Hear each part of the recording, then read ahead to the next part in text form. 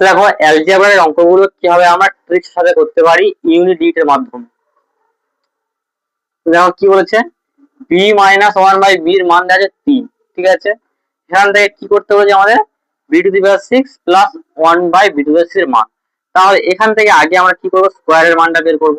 আগে এই মানটা থেকে আমরা কি করব, স্কোয়ারের মানটা বের করব।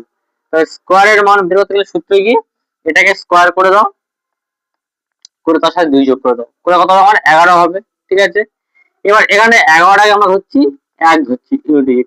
এবার এই স্কোয়ার থেকে আমাদের কি আনবো, 6 আনবো, ঠিক আছে। তো 6 মানে কি করতে পারি আমরা, এটাকে কিউব করতে হবে। তাহলে এই যে মানটা বেরিয়েছে কিউব করে দেবো। কিউব করার সূত্রটা কি, জাস্ট ইউনিট ডিটা নিলাম, লাস্টে 1 টা নিলাম, একে কিউব করো। এর থেকে কি করবো আমরা, -3 ইন্টু 1, 3n হয়, যেহেতু এটা যে থাকবে n কিউব -3n হয়। তাহলে 1 এর কিউব করলে 1 হবে, আর 3 1 এর 3 -3 কত হবে। এবার ধরুন এটা 11 থেকে 3 বাদ কত হবে, 3 বাদ দিলে হবে 8, 3 8 11। তাহলে এর মধ্যে কার লাস্টের ডিজিট আমার 8 আছে, দেখো ওটাই হবে আমাদের অ্যান্সার।